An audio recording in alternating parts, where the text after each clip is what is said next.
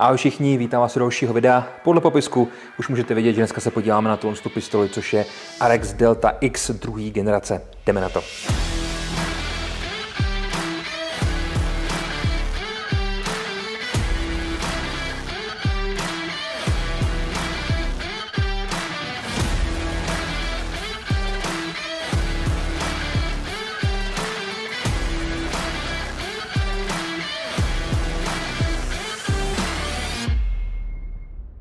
O Arexu už jsme se tady chvilku povídali, nicméně tohle je trošku jiný video, kde se podíváme na to, jak se z té pistole střílí. Nemyslím si, že je úplně potřeba ji představit, nicméně pojďme to na chviličku jenom udělat, bude to pár minut, takže se nemusíte bát. Arex je samonabíjecí pistole kategorie B, výrobce tedy je slovinský Arex, v tomhle případě je to Delta druhé generace a je to verze X, kde máme tedy trošku zkrácenou hlaveň, ale máme za to stále full frame, ten spodek, to tělo té zbraně. Co se mi tady na téhle pistoli líbí je, že za relativně normální cenu pro dnešek tady máme vlastně možnost montáže kolimátoru, máme tady pěkný vysoký mířidla a máme tady samozřejmě i vepředu takovýhle pěkný závit. Kvůli tomu tam jsou i ty vysoký mířidla a závit samozřejmě slouží na to, abych já si takhle mohl vzít tlumič a úplně v pohodě ho na to namontovat. V tuto chvíli potom mám plně tlumenou pistoli s tím, že stále mi fungují mířidla, protože jsou pěkně vysoko. Zároveň to tělo není součástí zbraně, není to hlavní část zbraně, nemáme tady žádný výrobní číslo, takže když budeme chtít, tady se nám bude líbit třeba v tomhle případě kojotí nebo nějaká jiná barva, tak si tam klidně to tělo v tomhle barvě můžeme dát. Pistolu dostaneme takhle, jak ji vidíte, k tomu dostaneme ještě jeden zásobník, jeden máme prodloužený, jeden máme standardní a krom toho tam máme ještě takovou pěknou sadu na čištění, ta je tady dole a nahoře potom výměnný hřbety. Takže vlastně všechno to, co od toho očekáváme, tak to tady najdeme. Pistole má relativně dobrou ergonomii, je to něco trošku jiného, než na co jsme zvyklí. Třeba z Glocku, Glock je takový víc jako nakosený, tohle má ergonomii za mě podobnou například nějaký číze. Co se týče toho skosení. Pistole se totiž drží velice dobře, my máme relativně dost úzkou tu pažbičku a díky tomu, i když máte malé ruce, tak jste tady úplně v pohodě, což se mi samozřejmě líbí. Je na ní dobrý, že ta hmotnost je někde do půl kila nebo kolem 580 gramů, samozřejmě bez nabitého zásobníku, délka je potom 20 cm a díky tomu, že tady máme vlastně to prodloužení na ten závit, tak hlaveň je tady 4,6 palce, takže zhruba asi o nějaký centimetr a půl delší, než máme u standardní verze bez toho prodloužení na ten závit. Zbraň, co se týče fungování s ní, tady už se dostáváme k tomu, proč vlastně jsme dělali tu recenzi. My jsme vlastně to udělali kvůli tomu, za prvý dostali jsme možnost od společnosti Defendia vlastně tu zbraň si zapůjčit, abychom z toho mohli střílet, což za mě je velká výhoda, protože Arex je taková zbraň, která se setkává s určitou kontroverzí v tom střeleckém, v tom zbrojním světě a je to jasný, protože ta cena je relativně nízká, zároveň té pistole, která tady není na tom trhu úplně dlouho a lidi vlastně úplně nevědějí, co od ní mají očekávat. Takže když si ji koupujou, tak si říkají, no tak uvidím, no když tak ji prodám. To si myslím, že si ta zbraň určitě nezaslouží. Já z ní mám vystřílených nějakých 450 ran, protože mě samozřejmě zajímalo, jak se ta zbraň bude chovat potom, když se zastřílí, respektive když se zajede. To si myslím, že se může stát někde kolem těch 200, 300, 400 ran a právě proto jsme si zvolili necelých 500 ran na to odzkoušení. A musím říct, že té pistole to svědčí, čím díl z ní střílíte, tím lepší z ní máte pocit. Samozřejmě úplně ideální recenze by byla po 10 000 ranách, ale to ještě zatím úplně dělat nebudeme, ačkoliv si myslím, že jednou se k podobným věcem taky dostaneme. Dřív než se budeme podívat na střelnici, pojďme si říct ještě nějaké věci, které můžeme zvládnout tady spolu ve studiu, a to je ten grip a ty ovládací prvky. Osobně jsem se bál toho, že ta relativně malá výpust zásobníků mi bude vadit, protože mám krátký palce, tak jsem se bál, že to nezvládnu stisknout. Za prvý si ji můžeme přehodit na druhou stranu, což je super, protože i díky oboustrannému záchytu závěru to máme vlastně oboustranný, takže praváci i leváci si můžou fungovat tak, jak potřebujou. Ale opravdu to je takový akorát, že to není ani velký, ani malý, takže v okamžiku, kdy střílíte a přebíjíte, tak vám tam ten palec na to spadne vlastně sám. A co je další relativně dobrá věc je, že vy jste schopný jednou rukou v pohodě stáhnout ten závěr, protože to u mnoha zbraní úplně není. A když si to drillujete, když si to učíte, tak je super umět to udělat druhou rukou, ale umět to udělat i jednou rukou, protože nikdy nevíte, v jaký situaci se naleznete, nikdy nevíte, v jaký situaci momentálně budete tak, abyste vždycky se mohli spolehnout jenom na jednu variantu. Takže je vždycky dobrý umět obě dvě a v tomhle případě to jde krásně stahovat i palcem, což si myslím, že je super, protože třeba číza P10, tam musíte být jako kulturista, abyste to opravdu utáhli tou rukou a stáhli ten závěr z té pohotovostní polohy směrem dopředu.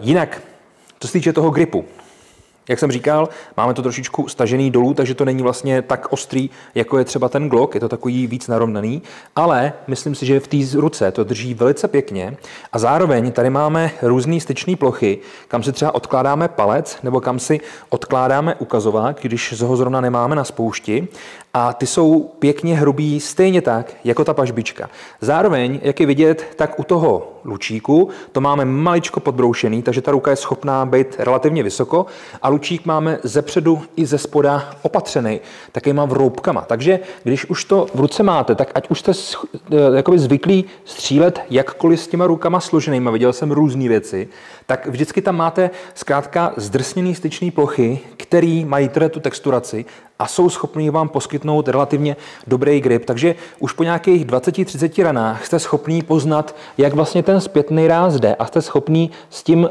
na to reagovat tak, abyste měli ten zpětný ráz a to kopání tedy, aby bylo co nejmenší. No, pojďme se podívat na tu střelnici a potom budeme pokračovat. Tak, přátelé, tohle je už několikrátý kolo s Arexem. Je jasný, proč to děláme, už jsem to vysvětloval. Jde o to, že Arex spousta lidí zná, ale spousta lidí se toho třeba bojí. A v tomhle případě jsme tedy vlastně my, abychom to podrobili nějaký zkoušce a abychom si řekli, jestli ta zbraň vlastně jako má smysl.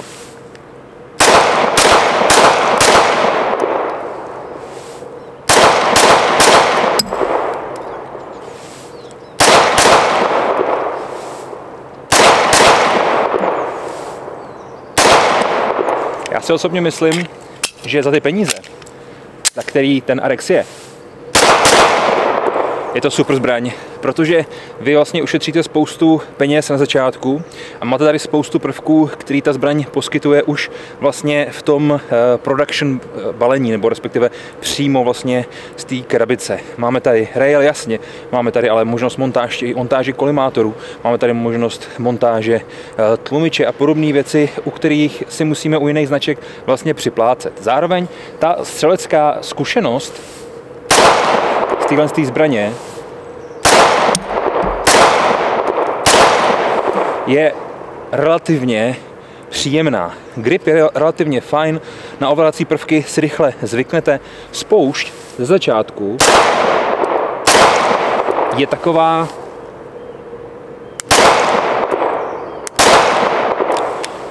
docela tuhá a má takový mezichod. Nicméně po nějakých 200 ranách se tohle docela dost, podle na sluníčko, se tohle docela dost obrousí a troufám si říct, že teďka mám z té zbraně nastřílených nějakých 350-400 ran, ještě budeme pokračovat. Nicméně, co je super, tak čím víc z toho máte nastříleno, tak za prvý tím samozřejmě víc čitelný to pro vás všechno je, včetně té spouště, ale za druhý tím lépe se ta zbraň chová. Je to zajímavý, ale opravdu čím víc je to zajetý, tak tím lépe se chová ta spoušť a přijde mi, že i ta zbraň je relativně lepší. Tak jo, zpátky do studia. Tady bylo jasně krásně vidět, že opravdu ta zbraň je schopná se chovat velice pěkně a jak jsem už říkal v tom videu, tak ta spoušť zkrátka byla taková rudá vlajka, která na mě opravdu hodně vlála, protože v okamžiku, kdy vy z toho poprvé střelíte, tak tam cítíte takový odpor, jako kdyby ta spoušť byla jako dvoustupňová. Ona samozřejmě není, ale vlastně vy tam musíte překonat takový první malý náznak, který samozřejmě tam není úplně příjemný, nebo nejsme na to úplně zvyklí.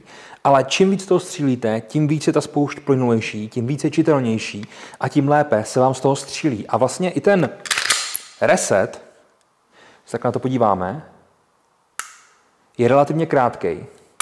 přirovnal bych ho k resetu u Glocka, což je za mě taková ideální varianta. Samozřejmě ta spoušť není nijak stavitelná, ta spoušť není vůbec dělaná na nějaký sportovní střílení, ale myslím si, a věřím, že po těch nastřílených ranách už o tom takhle můžu mluvit, tak dokáže poskytnout opravdu relativně dobrý prostředí pro tu rychlou komplexní střelbu, ať už to máte na tréninky nebo na nějaký hobby střílení nebo na něco podobného. Taky se mi líbí na té zbrani, že vlastně jste schopný relativně rychle poznat, kdy ta zbraň je takzvaně jakoby v nebezpečném stavu, kdy je nabitá a připravená střílet. Protože v okamžiku, kdy to máte natažený, tak tady vzadu máte červený výstražník, takže víte, že to bicí ústrojí, ten spoušťák zkrátka je připravený střílet. Ale zároveň my máme vlastně vytahovač tady nahoře a ne z boku, jako to je třeba u Glocku. A ten vytahovač samozřejmě v okamžiku, kdy je tam ten náboj, tak ho máme zvedlej, takže on je vlastně trošičku nahoře a my, když tu pistoli máme a takhle se na ní podíváme, tak už jsme schopní vidět, že ta linie je nerušená a že ten vytahovač nám vlastně maličko z toho vyčnívá nahoru.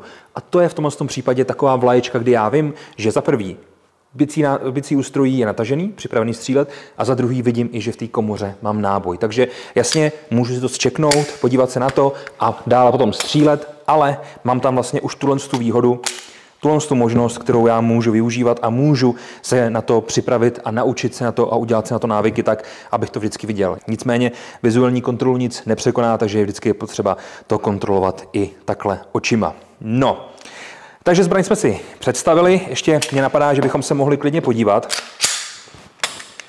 jakým způsobem to vevnitř vypadá po těch necelých 500 ranách. Tady krásně můžeme vidět, že už dochází k určitému vylešťování těch styčných částí a zároveň je tam samozřejmě už relativně dost bordelů, což zkrátka vždycky bude, protože to z toho odlítává a to znečištění zkrátka u těch zbraní je standardní, takže se ty zbraně musí čistit. Haleluja, kdo by to byl řekl.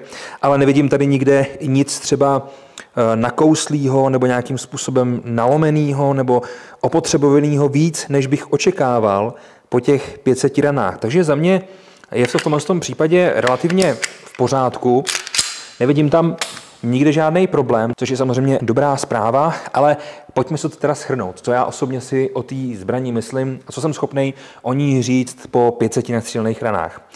Musím se přiznat, že v okamžiku, kdy jsem Arex viděl, když jsem měl první kousky v rukách, tak mě překvapila ta ergonomie, která je relativně úzká, relativně dobře se to drží, je to pro mě něco jiného než Glock, ale bál jsem se, že ten plast bude zkrátka rozvrzaný, že bude měkký, že to zkrátka nebude fungovat a že to bude působit jako nervka, jako dětská hračka. Ale tady můžu říct, že jakýmkoliv způsobem s tím cokoliv děláte, tak ten plast vás zkrátka nesklame. Zároveň máme to dole trošku rozšířený, takže tam je taková jakoby lepší šachta, takový magvel, takže když to přebíjíte, tak se vám to do toho dobře trefuje, což si myslím, že je taky super, ale abych se vrátil zpátky k té věci, tak ten plast není vůbec žádný problém. Zbraň mi spadla, šlápnul jsem na ní, zkoušel jsem s tím zkrátka dělat cokoliv a opravdu ten plast tam na tom drží velice, velice dobře. Další věci už jsem vám tady shrnul, říkal jsem vlastně vám o tom záchytu nebo to výpusti toho zásobníku, říkal jsem vám už o té spoušti. Ty všechny věci předčily moje očekávání a posunuli tu zbraň z takového toho pohledu, možná se na ní někdy podívám na, hele, tohle to vůbec není špatná pistole, což si myslím, že je paráda, protože ta zbraň je cenově dostupná, máme tady spoustu různých možností a spoustu různých prvků, které vlastně u normálních zbraní v téhle cenové kategorii nemáme a věřím, že i na to ten Arex spolíhá a že je to ten jeho záměr, jak tu zbraň dostat mezi lidi, protože upřímně je to zbraň, nad kterou teďka uvažuju, protože si chci koupit 17 Glocka, protože mám 4. generaci a chtěl bych 5. generaci, ale přemýšlím, že si koupím nějakého takového Arexe, abych tím prohnal samozřejmě víc než těch 500 rán, abych tím prohnal 2000-3000 rán a byl potom schopný o tom víc mluvit. Takže možná spíš půjdou asi obě dvě, ale ta zbraň zkrátka stojí za vyzkoušení. Pokud máte možnost si z ní někde zastřílet, určitě to udělejte, protože věřím, že vás hodně překvapí. Takže za mě, kdybych ji měl nějakým způsobem ohodnotit a měl bych ji někam zařazovat a nějakým způsobem porovnávat, je to za mě zbraň, která bude skvěle sloužit na ochranu osoby, zdraví, majetku a tak dál, svých bližních, takže na to je slouží úplně v pohodě. Určitě to není nic závodního na přesnou střelbu na 25 metrů, to rozhodně není, což není třeba ani Glock samozřejmě, ani P10 od Cheesy, ale je to věrná, dobrá kamarádka, která si myslím, že vám zaručí spoustu srandy při vaší cestě střeleckým životem. To si o téhle zbraní myslím. A pokud se mě někdo bude ptát na zbraň v téhle cenové kategorii, tak mu určitě řeknu, ať se podívá na Arex. Přátelé, děkuji moc za vaši pozornost, děkuji moc, že jste tady se mnou zůstali takhle dlouho. Doufám, že jsem nemluvil úplně nějakým způsobem z cesty nebo něco takového a doufám, že ty informace, které tady ode mě máte, pro vás budou přínosné. Ještě jednou díky moc za vaši pozornost, mějte se krásně a někdy příště u dalšího videa. Ahoj.